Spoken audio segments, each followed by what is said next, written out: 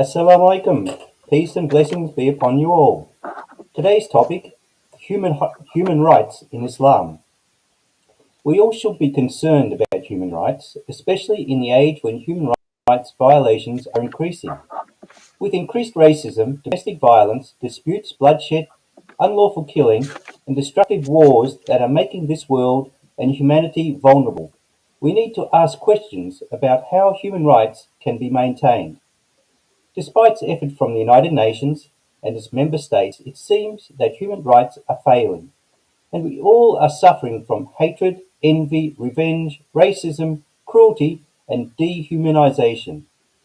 I would like to know I would like to know what Islam says and requires us to follow regarding human rights. Or does Islam just provide guidance only for prayers and fasting for our personal, spiritual, and development? If there is Islamic guidance, then as a Muslim I need to have very clear guidance about it, so I can practice human rights according to Islamic teaching, and then I can advise others to do the same. Dear brothers and sisters, today's show is about answering those questions.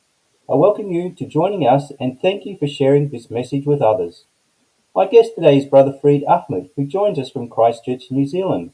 He will answer some questions around the topic that we all shall benefit from, inshallah. Assalamualaikum, Brother Fred, how are you? Walaikum assalam wa rahmatullah. My salam to all the viewers, Likewise, and inshallah. I wish everyone well. Amen. And looking forward to discuss about such a very important topic that touches not only you and me, but everyone, every human. It's very important, and we need to work together on this. Before you throw a question, I would like to say two things. One thing is I would like to acknowledge all the good humanitarian works that brilliant, kind, compassionate humans are doing. Amen. No matter what faith or no faith you are from, your humanitarian work, your human rights activities are very much valued. And as Muslims, we put your work very, very close to our heart because, we are also into the same duty and same responsibility. So this is one point. And the second point is today's discussion, as we say, we all, majority people in this world, we all want human rights to be prevailed.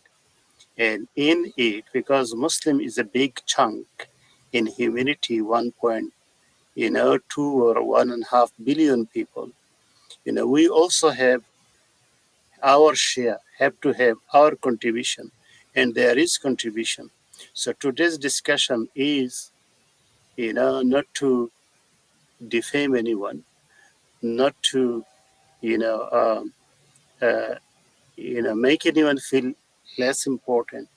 But this discussion is about, where Islam is coming from to solve the humanitarian rights crisis, and we think it is going to be a good informative brief guidelines for Muslims and as well as for non-Muslim friends. Jazakallah was very well put, Brother Fred, and yes, I agree totally. A lot of these people doing these human rights, the activists, and not just activists, the ones doing the actual work on the ground, they're doing it, for the love of humanity, and a lot of the times they're the ones getting injured and hurt and things like that as well, just by doing a humanitarian job, and they get caught in the middle and crossfire of different things. So, may Allah reward them graciously for all their hard efforts, inshallah. So, Brother Fred, now we can start on some of the questions, and hopefully, inshallah, grace of God, we can learn something about human rights from an Islamic point of view so that we can, as Muslims, put that into practice, and then maybe others who maybe see these as very good as well can put them into practice as well, the non Muslims. So, why is human rights so important, and why do we need to discuss it? So, Bismillah wa salatu wa salamu ala Rasulillah.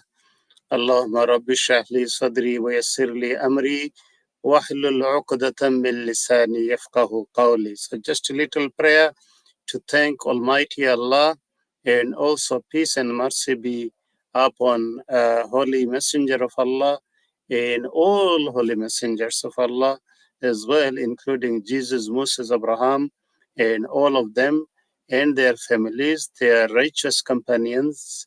And also, I ask Almighty Allah to grant me ability to say what is right.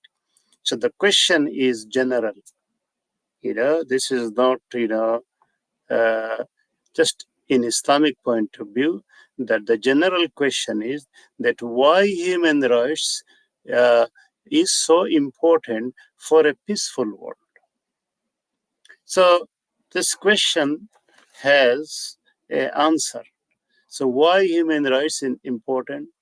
The answer is also in the question for a peaceful world. So let me start with this peaceful world. For a peaceful world, our aim, the aim of humanity, should be like a garden. We see in the garden some trees are big, some are very small. We see the grass, even some grass are very small. Some flowers, it gives only one flower. Another flower plants give many flowers. One flower is with one color, another flower is another color. And in the garden, we see the varieties, the diversity of different kinds of plants. Why God has given us this practical example in our nature is to learn. Why? For example, I look at my garden every day, and I had never seen in last, the place I'm living, since 2005, I have never seen one plant is arguing with another. I have never seen one branch is fighting with another. What I see a peaceful coexistence. And why there is peaceful coexistence between two plants or many plants? Because they follow the instruction from their creator, Allah. But for human, because Allah has given freedom of choice, and also for testing reason, Allah has implanted good and bad. And they said that this is the guideline and this is the instruction. If you follow bad, you will be in trouble. You follow good, you will be rewarded. So now the test began. So because of those things, good and bad, we have the instinct, good and bad. So sometimes we violate human rights. And sometimes we try to preserve the human rights.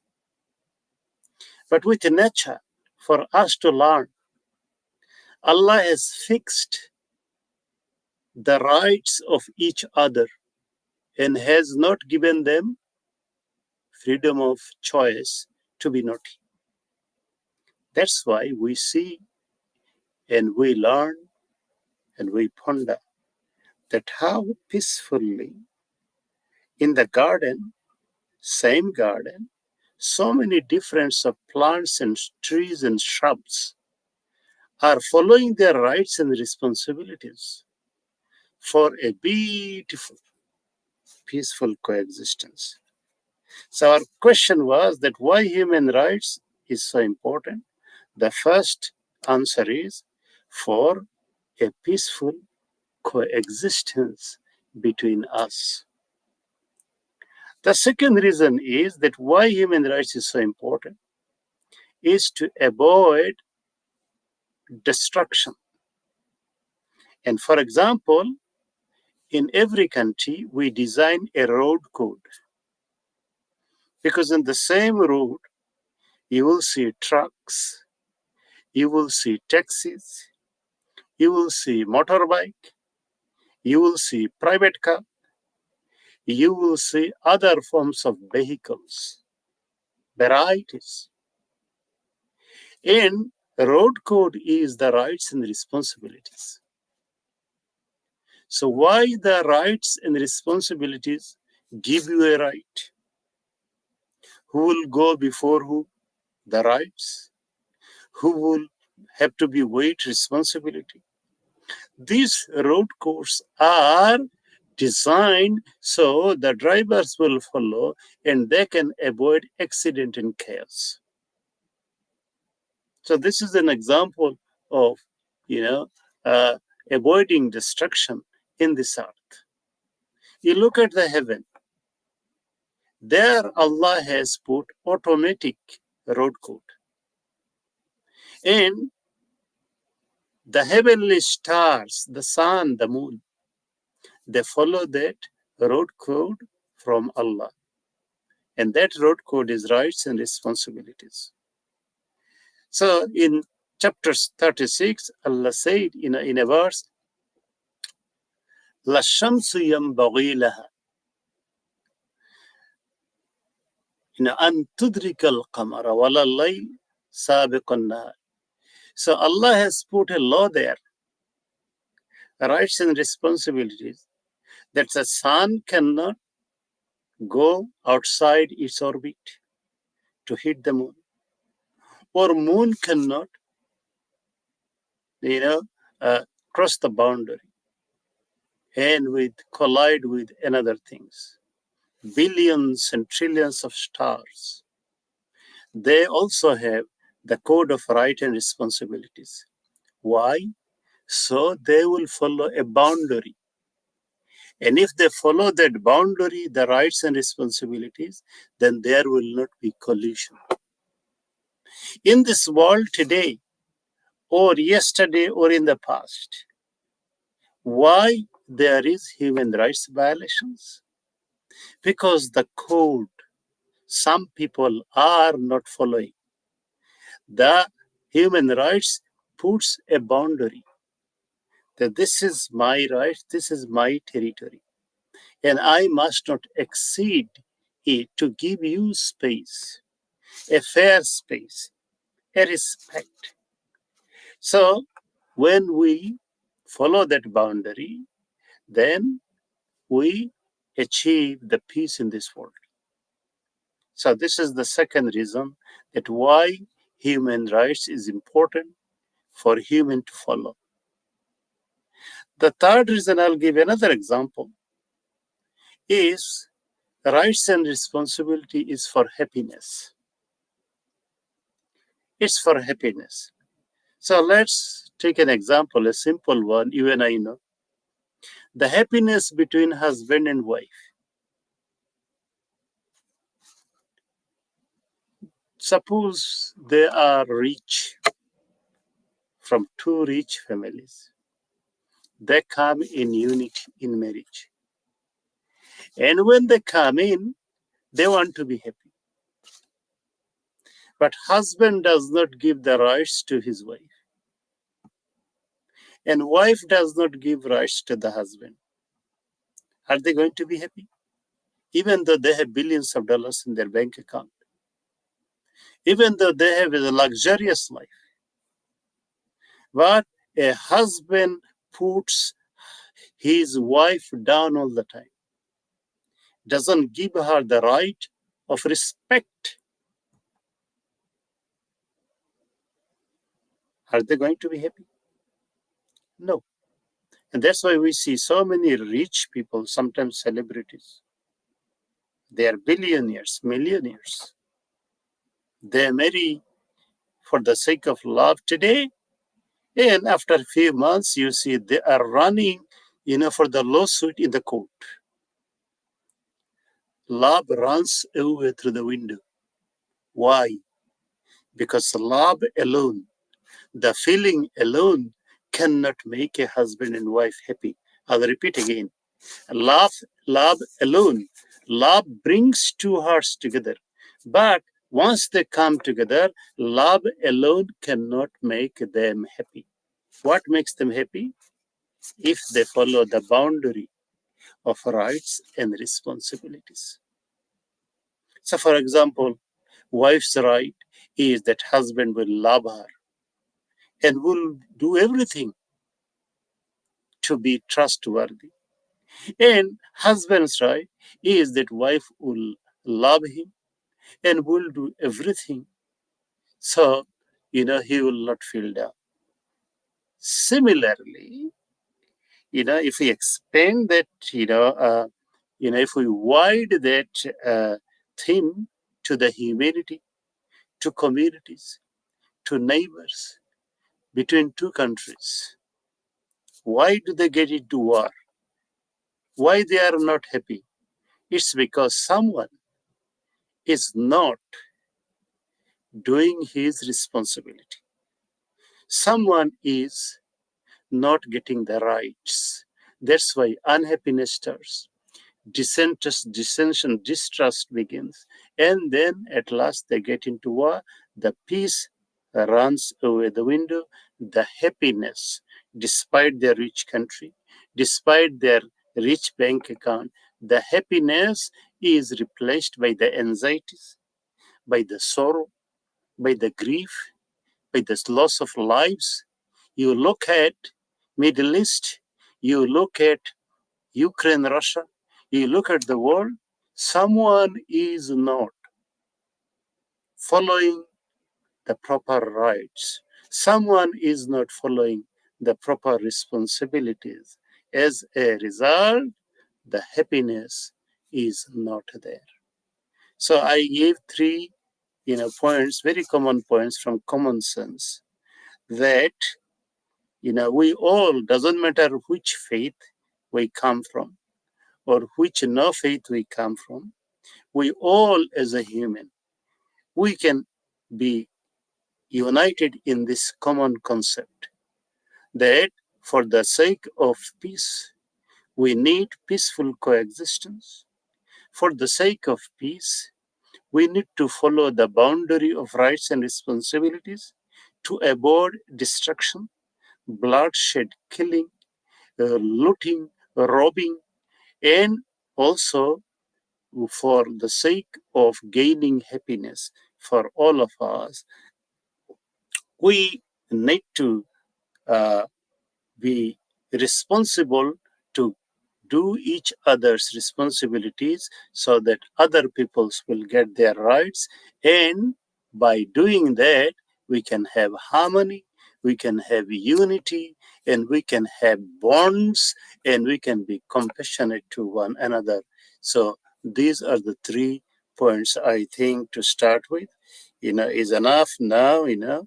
Uh, Looking forward to discuss more about it, inshallah. Jazakallah, Brother Freed. It comes down to a very simple, like what you just said, 3 main points. But main thing is we need to be caring for others. Like what we want for ourselves, we should want for others as well. So that if we want something, we want to have someone else to have the ability. We can't just want it all ourselves, like me, me, me. Just give me all the minerals, all this and all that. I don't care about anyone else. Shouldn't be how it is. We should be caring for each other, like we care for ourselves, like we care for our own family. We want to care for others, and this is like I'm sure this is a main part of the mainstream religions. So it's not just Islam saying this, but in Islam we've got very strict sort of teachings on a lot of these things. And I know Brother Freed's going to go into more of these points further down, but it gets back to, like we talk about human rights, it's human caring and human wanting, not just for ourselves. Take away the greed, take away the envy, take away the power and things like that, and just be caring. Like you mentioned about the plants and things like that, they're not fighting, they're working together because some shed off some of their leaves and then they compost for some of the other plants to grow from and things like that. So, and then the birds and things like that take the seeds from some of the plants and take some of the food out and then drop it, and then it fertilizes it and grows again. So it's all comes a cycle. And if the parts of the cycle gets broken, then the whole thing is broken. And that seems to be where we've been heading in for the last many, many years. We just seem to be too much wanting power and greed and wealth and not caring about the other people. So, Brother Fried, let's move on to the next question, inshallah. So, what are the Islamic teachings about human rights, and why do we need to know these as a Muslim? Okay, Bismillah ar-Rahman ar-Rahim. Yeah, I'll try to be brief because I look at the time and it runs. Okay, so inshallah, I'll try to be brief. So, for our understanding, knowledge about Islamic teaching in regards to human rights, for Muslims and non-Muslim friends, I want your attention because Islam, goes even far than the common sense about human rights. And why? I think we all need to understand it. Islam teaches that human rights is not a choice, but it is a worship. Look at this, how serious Islam has made it. Islam says human rights, giving human rights and taking responsibilities for human is not an option, but it is a mandatory. The Creator has made it mandatory, and as a believers in the Creator Allah, it is a compulsory action for Muslims, not a choice. And we know that when something is worship that is ordered by Almighty Allah, then the result is either way. One way is if we do it sincerely, not for name, fame, or selfish or greedy reason, but for the pleasure of Almighty Allah. If we do practice human rights, then we are worshipping Allah because Allah has commanded it, and for it we will gain reward. And Islam goes even further, that this reward is in this life you will get blessing, and in the next life your practice of human rights and responsibilities, you will be rewarded in the everlasting happy place in paradise. And another way, if you don't practice, if you don't worship it, then you will face bad consequences. So this is a core teaching and belief in Islam for every Muslim. And it is serious. So in the first question and answer, I described the common grounds, the common sense. But in Islamic teaching, it goes deeper. And the consequences of it not limited into this world benefit, but it goes beyond this world and it goes to the next life, even to the everlasting consequences in next life. So this is my first point. Please remember this. That's why in Islamic teaching, human rights and responsibilities is a worship. Got to do it. No option. Number two, Islamic teaching. Islamic teaching is that the Creator Allah, as He has created, for testing humans. He has not left the human without guidance. So put it this way.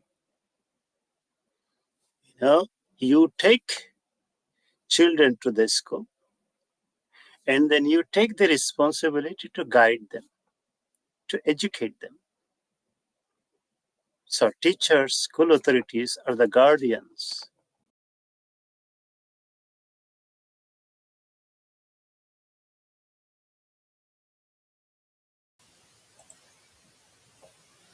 Assalamualaikum everyone. Not sure what happened here. Looks like Brother Freed has dropped out. I'll just see if I can get him back in. Here he is, Brother Freed. Alhamdulillah. Alhamdulillah. So Islam teaches that Creator Allah is the guardian for the mankind. The giver of the guidance for the mankind. So Islam teaches that as Allah has created humans, the same Allah has given the codes for human rights and responsibilities. And that is why you will find in the Quran, you will find, in the Old Testament, you will find in Psalm, all the guidance that Allah has sent. You will find that in a religion is teaching people about the rights and responsibilities. So Islamic teaching is that Allah has created all of us. The same Allah has given codes of rights and responsibilities. So in that sense, human rights is very sacred in Islam, in humanity. Why it is sacred? Because the human rights code has come originally from Almighty Lord of the universe. So this is the second point. The third point is Islam teaches that in terms of human rights, only Almighty Creator, He has given a complete human rights package. I'll repeat again, a complete human right package. Why complete? For a couple of reasons. The first reason is when human rights formula comes from you and me.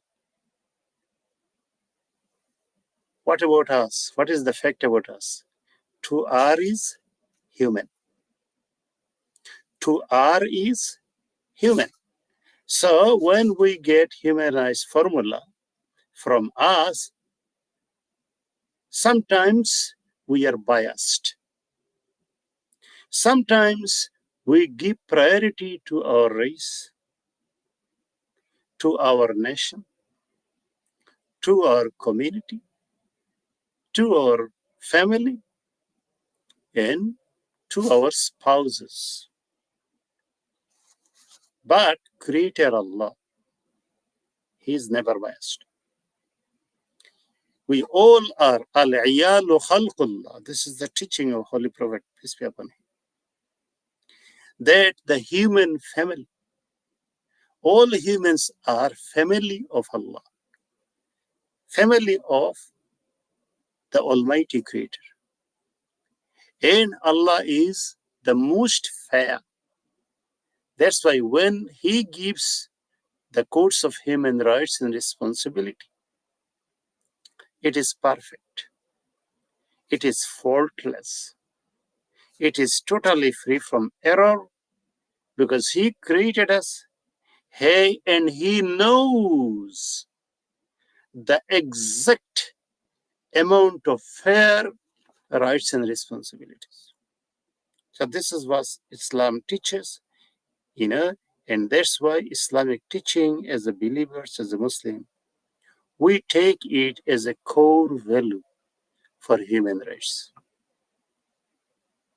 And I mentioned that it is complete. This is also Islamic teaching.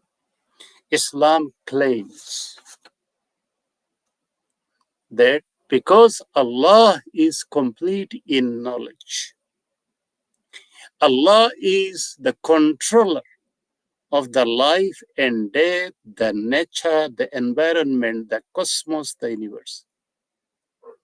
That's why only Allah, the Almighty God, has the knowledge and ability to give a balanced, perfect, and complete code of rights and responsibilities.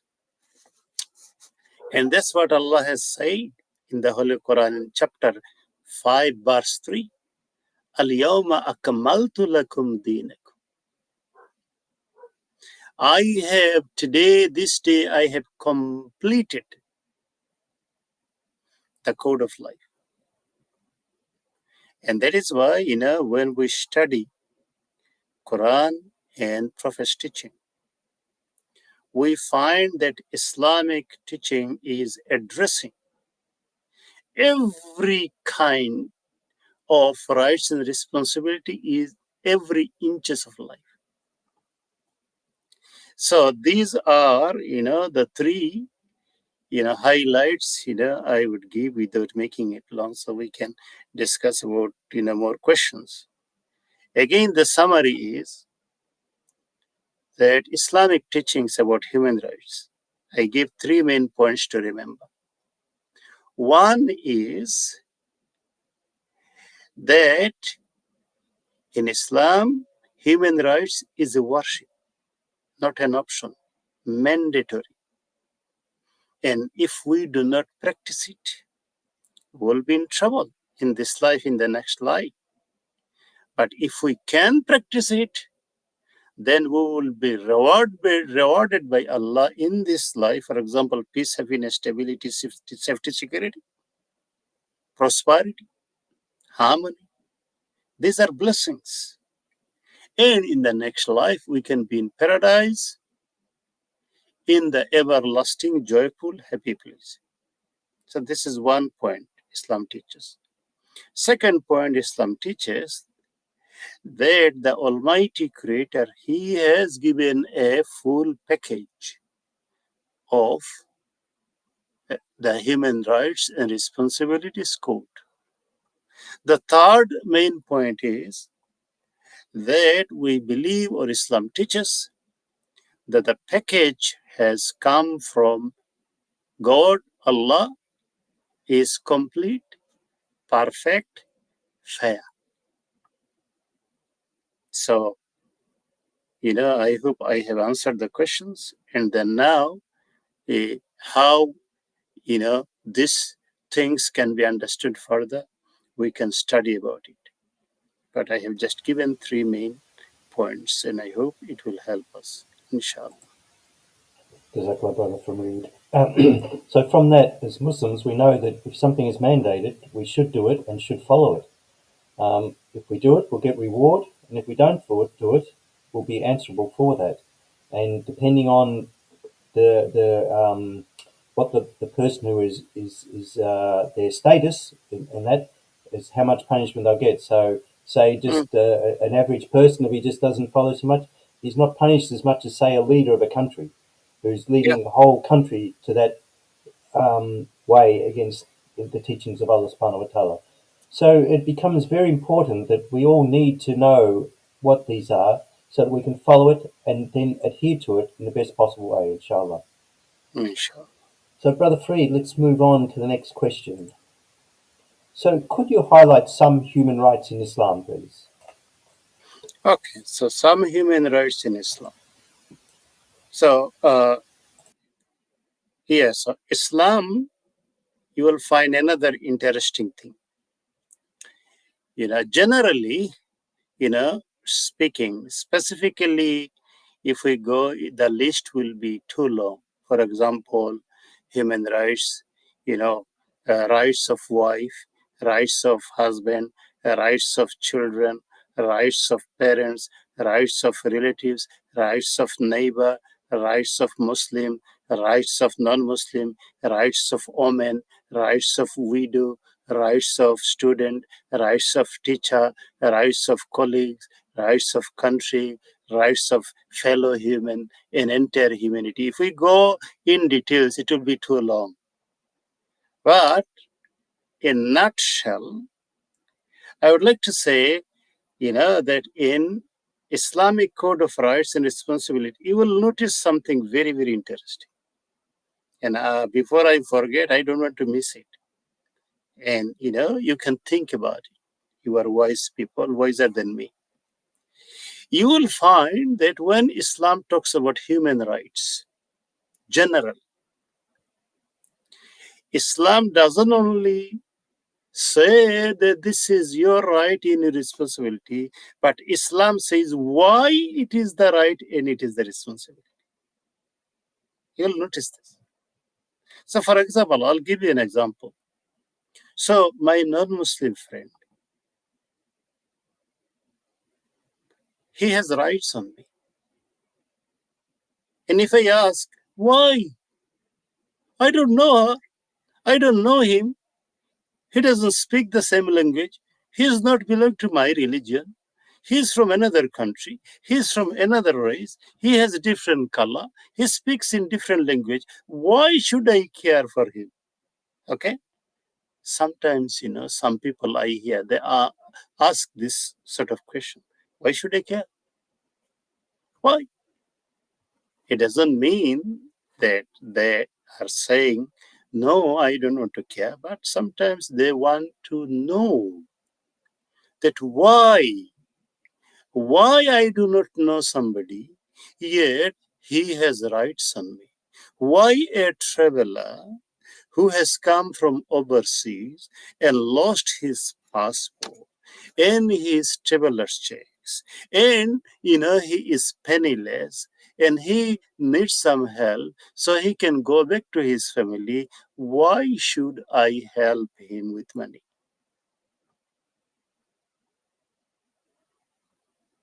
You can say, for human love.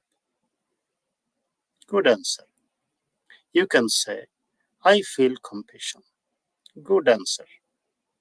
You can say, oh, uh, yeah, I have money and I want to help somebody. All the answers are good. Now you look at the Islamic answer. Islam goes deeper. Islam goes deeper. When the three answers I gave, within these three answers, the common sense, the country, the law of the country gives us options that you may feel compassionate to help this guy, or you may not. Up to you. The court is not going to judge you because if you are not helping, despite your ability. But in Islam, different. Islam, first of all, gives the answer why you got to help, why it is an obligation on you. And secondly, Islam says, if you do not fulfill your obligation, you are going to be accountable in the court of Allah. So let's take the example of a traveler. I don't know him. What Islam says that why I should help him. Islam says he's your human brother. Islam says she's your human sisters. Because the same Allah, the same God has created you and him from the same parents, Adam and Eve. So you are a large human family. And when we think you are my family, then automatically the concept of rights and responsibility comes. That is how Islam addresses that you must care of a traveler, even she is not from your country, because she is your human sister.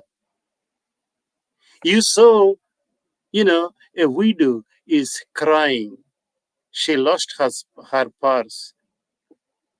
You do not know her. But if you have ability, with every ability, you got to help. Why? She's my human sister. Allah made me her human sister. And I have rights on her. She has rights on me. Islam answers like this. And another point I said, Islam made an obligation. It is in the Quran, it is in the Hadith. We can quote lots, you can do your study that how Allah has categorically mentioned so many different subgroups to say that they have rights on you, including travelers. For example, orphans, poor. We may say, I work very hard. This is my money. Why do I have to help an orphan? Allah said in the Quran, in chapter Zariyat, verse 19, وَفِي أَمْوَالِهِمْ حَقٌّ لِلسَّائِلِ وَالْمَحْرُومِ. Allah said that I have given the rights of the poor in your wealth, if you are wealthy. Allah has fixed it. And we cannot take it as an optional. That's how Islam is serious and makes it a worship.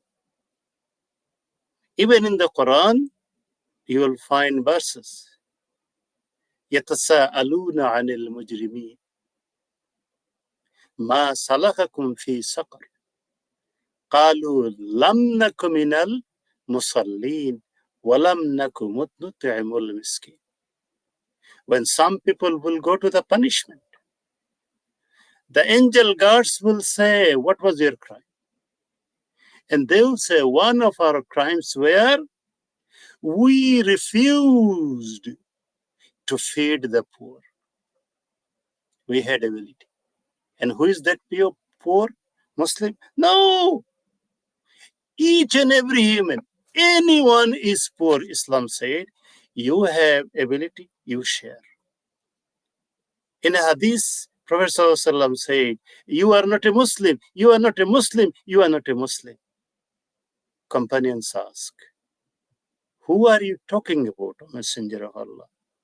Then he said, you are not a Muslim when you are eating up to your throat in satiety, knowing that your neighbor is hungry. And that neighbor can be anyone. Believer, non-believer, this race, that race, doesn't matter. Fellow human. That's how human rights, in Islam. Islam made that each and every human has rights on you, and this is mandatory, not optional. You have to care for one another. You have to protect one another. You have to grant safety for one another. You have to be fair to one another, and you have to be responsible for one another. So let me give another example. Another example is rights for women. And inshallah, because I'm going to say briefly, I think we should do, another show on the title Women Rights in Islam. But here simply, just one point. In this world, we say that we got to make sure that women rights are practiced. So you ask, what do you mean by women rights? You will find that most common answer is that equal rights, which is good. Equal right is better than no rights. Okay? It is good. No complaint about it. But a friend of mine, non-Muslim, he asked me quietly. He said, Brother Farid, if you do not mind, can you explain to me that why Islam does not campaign about equal rights between men and women? I said, very wise question. But I'll start you answering if you have patience and time, so I can talk to you about 1.5 hours on it. He said, I have time. After 1.5 hours, he hugged me. And he said, I did not know about it. So why Islam doesn't talk about equal right? The answer is Islam talks about a fair right, a fair right, a fair right. The rights with justice and fairness. What does it mean? I'll give you an example. In the name of equal right, a lady, she's a wife, she gets pregnant, she goes through monthly period, pain, yet she has to work. She has to look after the baby most of the time. Husband is away. He doesn't like to clean the poo or vomit from the baby. She has to cook. She has to go and do the 40 hours job as husband is doing. Is it called fair rights? In the name of equal rights, is it called fair rights? How many hours this wife is working? And how many hours the husband is working? She is doing triple jobs. Islam is very fair. Islam says, that's why in some cases, woman needs triple rights, not equal. So inshallah, we will discuss about it. I believe we can do another show on it. So Islam, this is another example, women rights. And it is a very controversial and misunderstood topic. So we need to discuss more, and we need to do some, fact findings for the sake of truth. Now, another example, because looking at the time, Islam gives the religious freedom rights of religious freedom, rights of religious freedom. Example is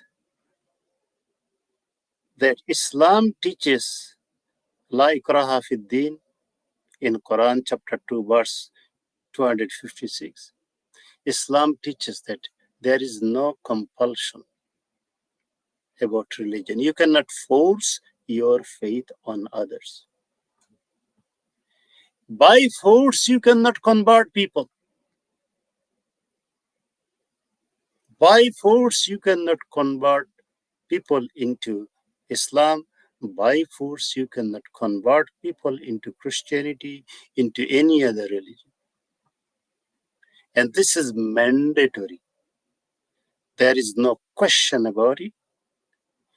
And Muslims, 1.5 billion Muslims cannot change it. Because this right Allah has given, and it is fixed.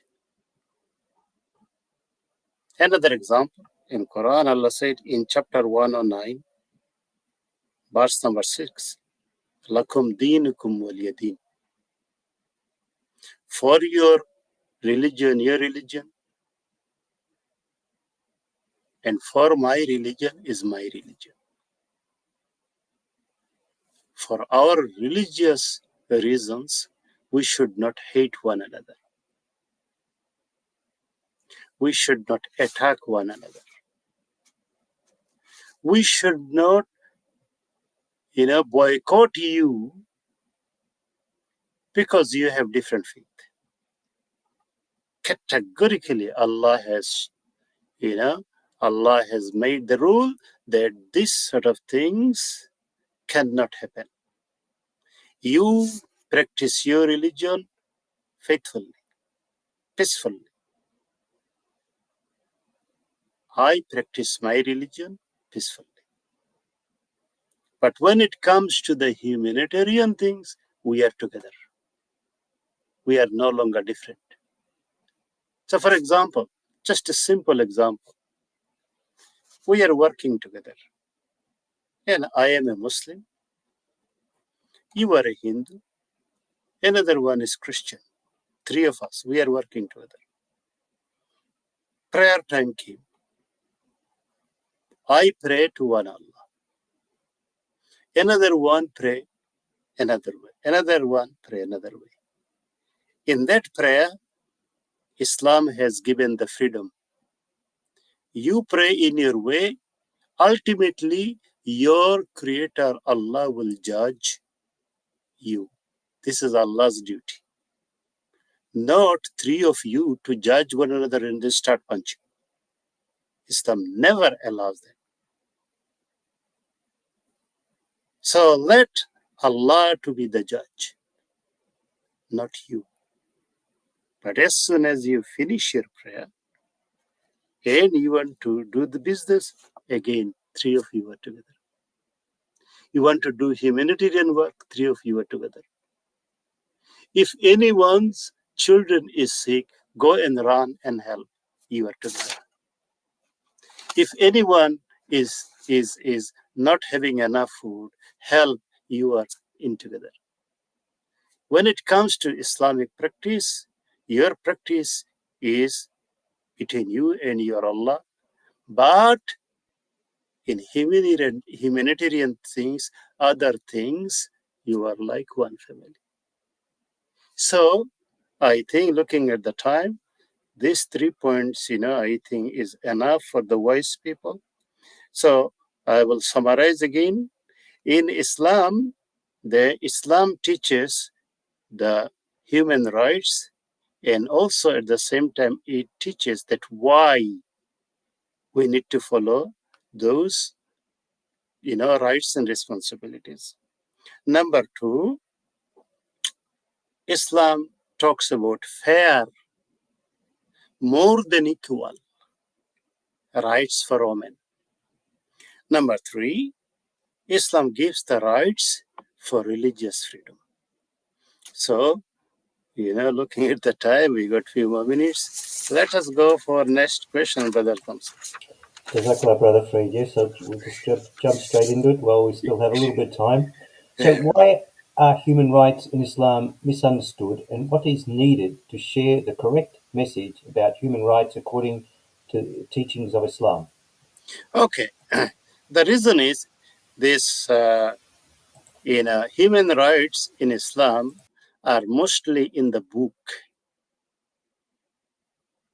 And some Muslims, due to their ignorance or human weaknesses, they are doing opposite. They are, not practicing human rights. And as a result, many other people, without checking the facts, they are thinking, oh, one Muslim has done that bad thing, violated human rights. That means the entire religion of Islam is against human rights. So this is one thing is creating misunderstanding. And I'll give you an example, just a story, a brief story. There was a man, and he has put his mobile in his top pocket.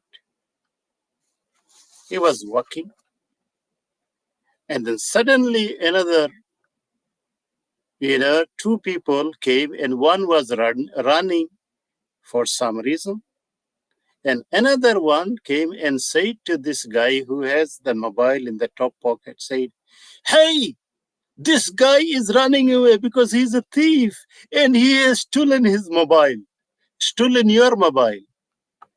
So this guy, with his immediate reaction, he started running after that, a running man, caught him.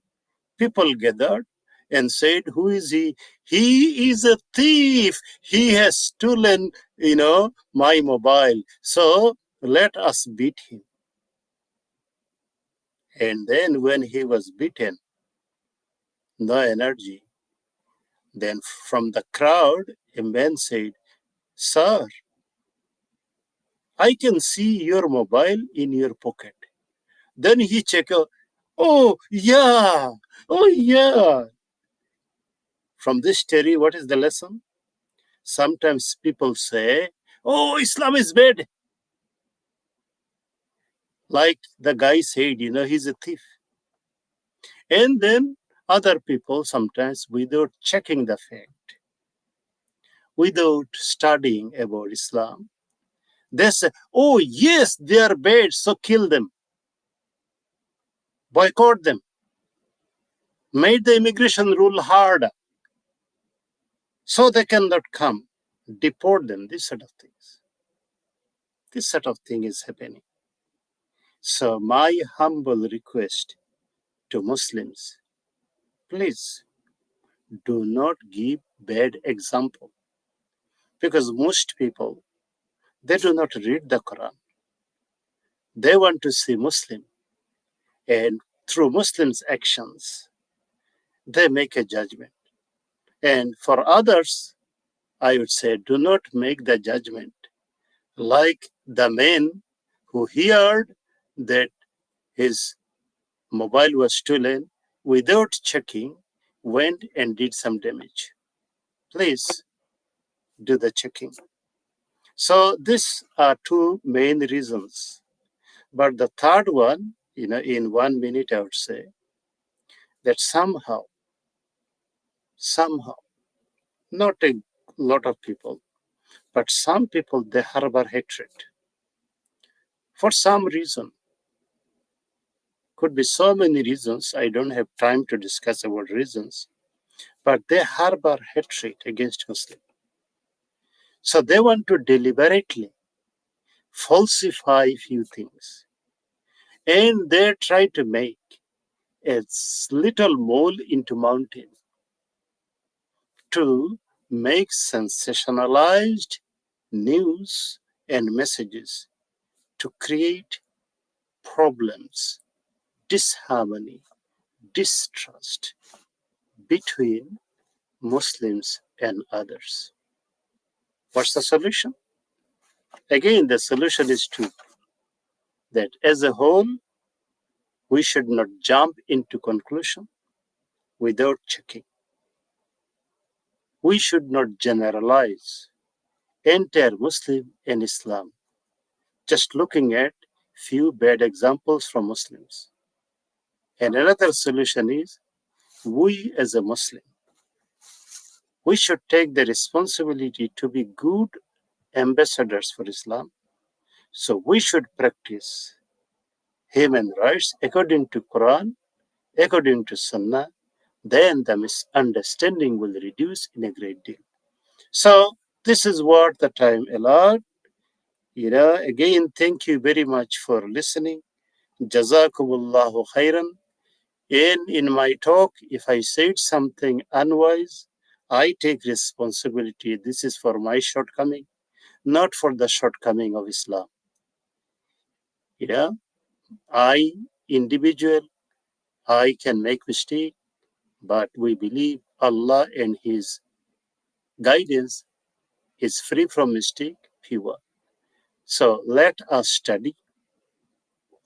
Let us find out the truth about human rights Islam, and accordingly, let us make our fair attitude and help one another come together as humans to look after one another, give one another rights, take responsibility for one another, and as a result, the world will be a better place, and that's what we all want.